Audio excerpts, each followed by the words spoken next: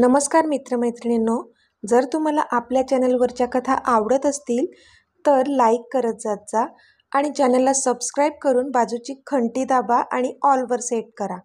म्हणजे जेव्हा जेव्हा मी नवीन व्हिडिओ किंवा कोणतीही नवीन पोस्ट अपलोड करेन तेव्हा ती सगळ्यात आधी तुमच्यापर्यंत पोहोचेल. धन्यवाद. तर वळूया आपल्या कथेच्या पुढच्या भागाकडे. इथे खाली सगळे अस्वस्थपणे एरझाऱ्या मारत होते.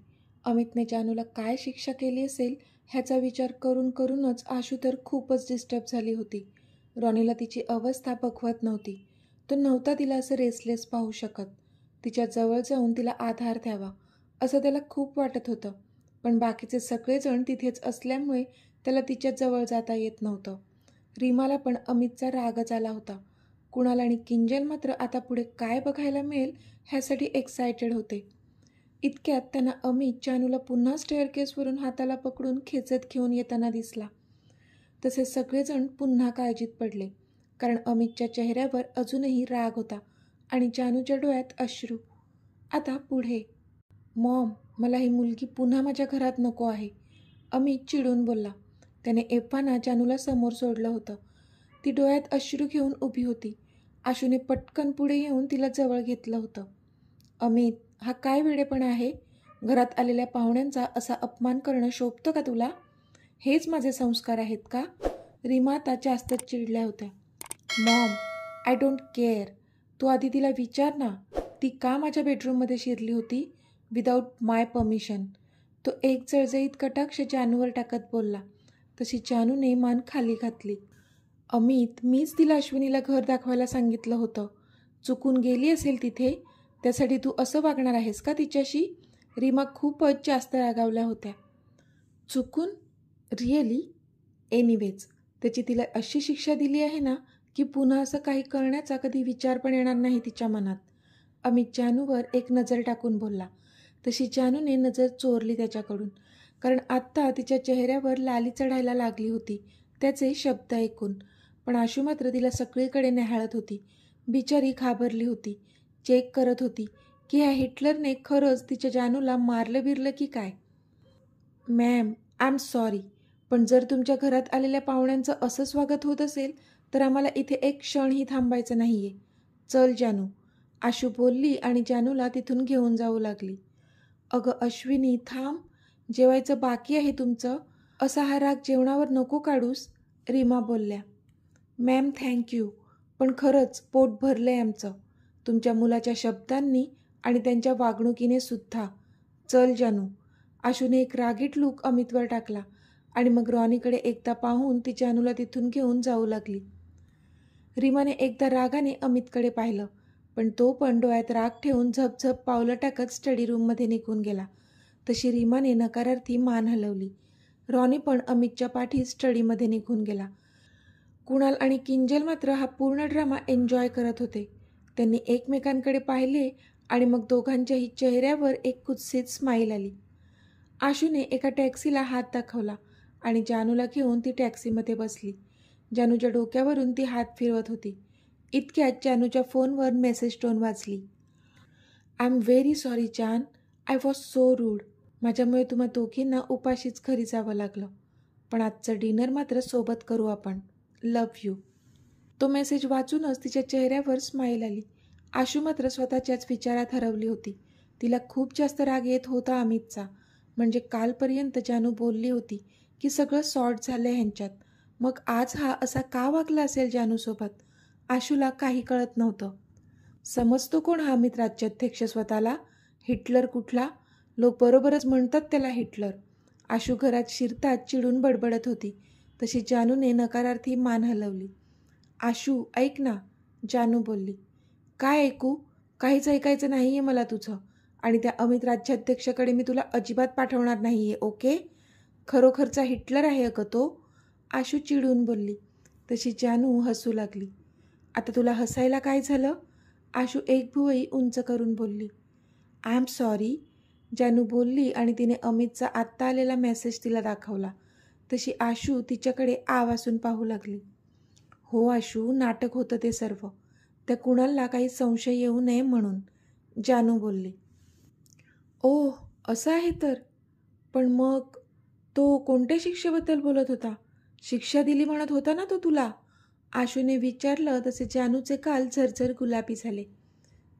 काय? मी काय विचारते? आशू तिच्याकडे डोळे बारीक करून पाहू लागली. तशी जानू लाजली. आशू, शिक्षा तर दिली त्यांनी, पण स्वीटवाली शिक्षा. जानू तिचा चेहरा ओंजळीत लपवत बोलली. तसं आशूला कळलं तिला काय म्हणायचंय. ओ इज इट? आशू हसून बोलली तशी जानूने तिला मिठी मारली. Thank God, I am very happy for you dear. न जाणे काय काय विचार येत होते माझ्या मनात, पण आता जीवात जीव आलाय माझ्या. आशू हसून बोलली. तिला पण जानूची काळजी वाटत होती, म्हणून तिची पण चिडचिड होत होती. पण आता खरं काय आहे ते कळल्यावर तिला पण हायसं वाटलं. काय झालं रीमा? इतकी का चिडली आहेस तू? रामने विचारलं. रीमा आत्ताच त्यांच्या बेडरूममध्ये आल्या होत्या. अहो, अमित पण ना कधी कधी अतिच करतो, असं म्हणत रीमाने आज जे जे घडलं ते सगळं रामना सांगितलं. अरे बापरे, एवढं सगळं झालं? मग तू मला उठवलं का नाहीस? राम बोलले. अहो, त्यांचं जेवण झाल्यानंतर मी तुम्हाला त्यांना भेटायला घेऊन येणारच होते, पण अमितने सगळा घोळ केला. बिचारी जान्हवी आणि अश्विनी न जेवताच निघून गेल्या. किती वाईट वाटतंय मला. त्यांना पण किती वाईट वाटलं असेल, रीमा दुःखी चेहरा करून बोलल्या. रीमा, तू जास्त विचार करू नकोस. अमित कधी कधी खूप जास्त चिडतो, माहीत आहे आपल्याला. पण आज तो चुकलाय, साफ चुकलाय. जानू आपली पाहुणी होती, तिने तुझा जीव वाचवलाय, ह्याची तरी थोडी पर्वा करायला हवी होती अमितने. असो, मी बोलतो त्याच्याशी. राम बोलले तशा मग रीमा पण शांत झाल्या. ब्रो, मी आत येऊ का? कुणालने स्टडीचं दार नॉक करत विचारलं. येस, कम इन, अमित बोलला. ब्रो, तू बोलावलंत मला? कुणालने विचारलं. येस कुणाल, तू तयारी कर, तुला आपल्या गोव्याच्या साईटवर जायचं आहे. अमित लॅपटॉपमध्ये तोंड खुपसूनच बोलला, कारण त्याचा चेहरा पाहण्याची पण त्याची अजिबात इच्छा नव्हती. गोव्याच्या साईटवर? कुणालचा चेहराच पांढरा फट्टक पडला होता गोव्याचं नाव ऐकूनच.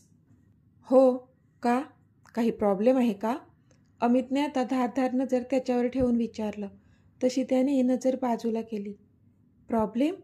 नाही तर, काहीच प्रॉब्लेम नाही आहे ब्रो. कुणाल कशीनुशी स्माईल चेहऱ्यावर ठेवून बोलला, कारण अमितला नाही सांगणं एवढं सोपं नव्हतंच, माहीत होतं त्याला.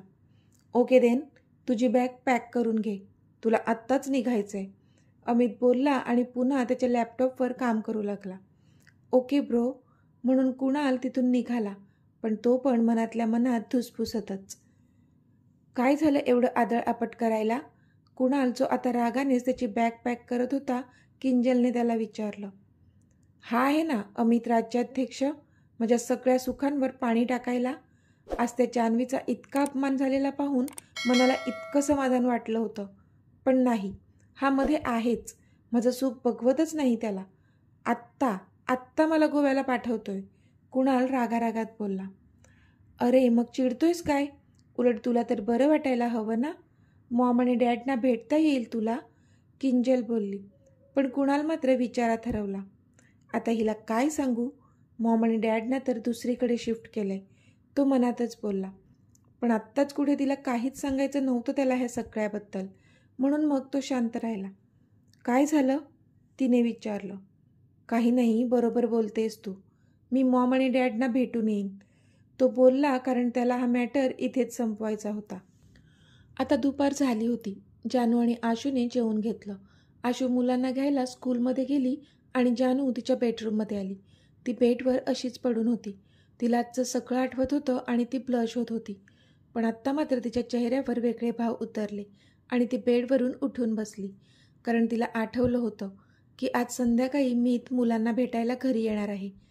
पण आत्ता आपण मुलांना कसं आणि काय सांगायचं ह्यासाठी तिला टेन्शन आलं होतं. इतक्यात तिच्या फोनची रिंगटोन वाजली. तसं तिने फोन हातात घेतला तर तिच्या मीतचाच फोन होता आणि त्याचं नाव वाचून तिच्या चेहऱ्यावर एक गोड स्माईल आली. हॅलो, ती तिच्या नाजूक आवाजात बोलली. हाय जान, तो बोलला आणि पास, त्याचं ते हाय जान तिच्या हृदयावर हजारो मोरपीस फिरवू लागलं. बोला मीत, स्वतःला सावरत बोलली ती. मिसिंग मी? त्याने एकदम रोमॅन्टिक अंदाजात विचारलं. तसं हिचं होतं नव्हतं ते सगळं अवसान गळून पडलं. नो, ती मुद्दाम बोलली, छळत होती त्याला. But I am missing you badly, तो एकदम क्यूटपणे बोलला. तसा इथे तिच्या पोटात गोळा आला. मीत, आत्ताच तर भेटलो ना आपण, तरी काय मिस करत आहात? तिने विचारलं. म्हणूनच मिस करतोय डिअर. कधी एकदा हे 2 दिवस निघून जातात आणि तुम्हा सर्वांना मी माझ्या जवळ घेऊन येतो, असं झालंय मला, तो बोलला. पण त्याच्या आवाजातला ओलावा तिला जाणवलाच. सगळं ठीक होईल मीत, काळजी नका करू, ती बोलली. हो, आता सगळं ठीक होईल, कारण आता तू माझ्यासोबत आहेस, माझी जान, तो बोलला. तशी तिच्या चेहऱ्यावर स्माईल आली. जेवलीस? त्याने विचारलं. हो, तुम्ही? तिने विचारलं. माझं पण झालंय. मॉम रागावली आहे माझ्यावर, तो बोलला. का? तिने विचारलं. मी तुला हर्ट केलं म्हणून, तो बोलला. ओ, तुम्ही समजावा ना मग मॉमना, त्यांना खरं सांगा, ती बोलली.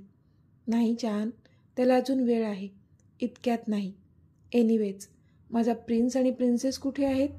I am so much excited to meet them, तो बोलला. तशी हसली ती. अजून आले नाहीत स्कूलमधून, आशू गेली आहे त्यांना आणायला, ती बोलली. ओके, त्यांना सांग त्यांचे पप्पा आज येणार आहेत त्यांना भेटायला, तो बोलला. ओके, अजून काय? तिने विचारलं. अजून? मी आज तिथे आल्यानंतर सांगतो, तो बोलला. तशी हसली ती. ओके, बाय देन, ती बोलली. बाय स्वीटहार्ट, तो बोलला आणि त्याने फोन कट केला. आता संध्याकाळ झाली होती. जिनू आणि प्रिन्सेस त्यांचा नाश्ता करत बसले होते. जानू आणि आशू मात्र एकमेकींकडे पाहत होते. जानूला कळत नव्हतं की कसं त्यांना सांगावं.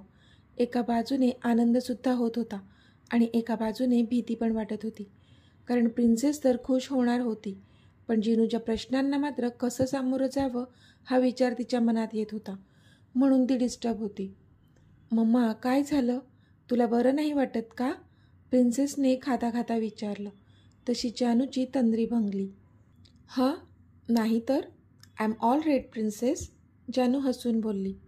मम्मा, मग आता आपण फिरायला जायचं का? जिनूने विचारलं. आत्ता? जानूने विचारलं, कारण आता थोड्या वेळात तर मीत येणार होता. हो, आत्ता. आता तर फ्री आहेस ना तू? जिनूने विचारलं. हो जिनू, पण आत्ता नको, आपण उद्या जाऊया का? जानू कसंनुसं हसत बोलली.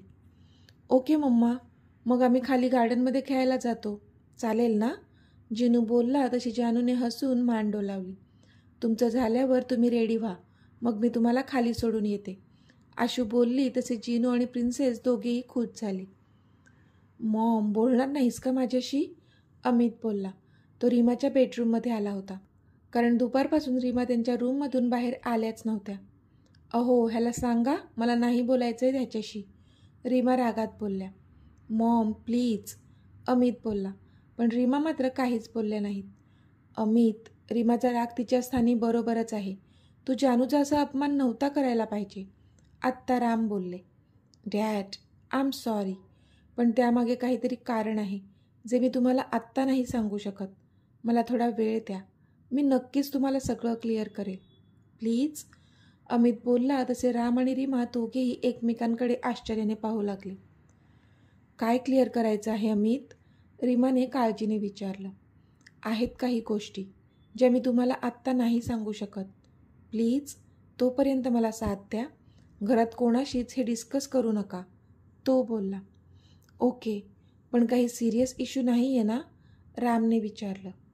सिरियस इश्यू होता डॅड, पण आता त्याचं सिरियसनेस त्या सगळ्यांना भोवणार आहे जे जे ह्या खेळामध्ये उतरले आहेत, अमित दूरवर कुठेतरी बघत बोलला. पण रीमा आणि रामना मात्र त्याचं काहीच कळत नव्हतं. मॉम, डॅड, तुम्ही प्लीज काळजी नका करू, मी जरा बाहेर जाऊन आलोच, अमित बोलला आणि मग तो बाहेर निघून गेला. इथे आशू जिनू आणि प्रिन्सेसला खाली गार्डनमध्ये सोडून गेली. ते दोघे तिथेच खेळत होते. आता रोज तिकडे यायचे म्हणून मग आशू त्यांना सोडून निघून गेली होती, कारण बिल्डिंगची सिक्युरिटी पण टाईट होती, त्यामुळे चिंता करण्याचं कोणतंच कारण नव्हतं. म्हणून आत्ता ती त्यांना दोघांना सोडून निघून गेली होती. बिल्डिंगमधली बाकीची पोरं पण होती जी आता त्यांच्यासोबत खेळत होती. त्यामध्ये रुद्र पण होता, जिनूचा मित्र. प्रिन्सेस तिच्या मैत्रिणींसोबत भातुकली खेळत होती, पण जिनू आणि रुद्र मात्र त्याच्या टीमसोबत क्रिकेट खेळत होते. सगळेजण खेळण्याच्या धुंदीत होते. इतक्यात बिल्डिंगच्या गेटमधून एक मोठी ब्लॅक मर्सिडीज आत येताना दिसली. तसा बिल्डिंगचा सिक्युरिटी गार्ड तिकडे धावला. वाव, मर्सिडीज, कोणीतरी जोरातच बोललं. तसे इथे जिनू आणि त्याचे फ्रेंड्स जे आता क्रिकेट खेळत होते ते सर्व त्या दिशेला पाहू लागले आणि जणू त्या मर्सिडीजने त्यांना भुरळ पाडली असावी तशी ती सगळी पोरं त्या गाडीच्या दिशेने धावली. वाव, किती मोठी आहे यार ही कार, आमच्या कारपेक्षा पण किती मोठी आहे, रुद्र बोलला. पण जिनू मात्र शांतच होता. जिनू, कोणाची असेल रे ही कार, रुद्र बोलला. माहीत नाही, जिनू एकटक त्या गाडीकडे पाहत बोलला, जणू काहीतरी विचार करत असावा. इतक्यात मीता पण धावत तिथे आली आणि आत्ता त्या मर्सिडीजचं दार उघडलं गेलं आणि त्यामधून तो उतरला. हो, तोच, द अमित राज्याध्यक्ष, एकदम स्टाईलमध्ये. आणि त्याला पाहून इथे जिनूच्या चेहऱ्याचा रंगच उतरला. प्रिन्सेसच्या चेहऱ्यावर मात्र खूप मोठी स्माईल आली होती त्याला पाहून. अंकल, तिने जोरातच हाक मारली आणि सरळ अमित जिथे उभा होता तिथे धावत गेली ती. पण इथे तिला तसं त्याच्या जवळ जाताना पाहून जिनूच्या मात्र रागाचा पारा चढला होता. तर मित्रमैत्रिणींनो, आजचा भाग तुम्हाला कसा वाटला ते मला कमेंटमध्ये सांगा. आणि जर आवडला असेल तर व्हिडिओला लाईक करा, शेअर करा आणि चॅनलला सबस्क्राईब करून बाजूची घंटी दाबा. चला तर भेटूया आपल्या पुढच्या भागात. तोपर्यंत धन्यवाद.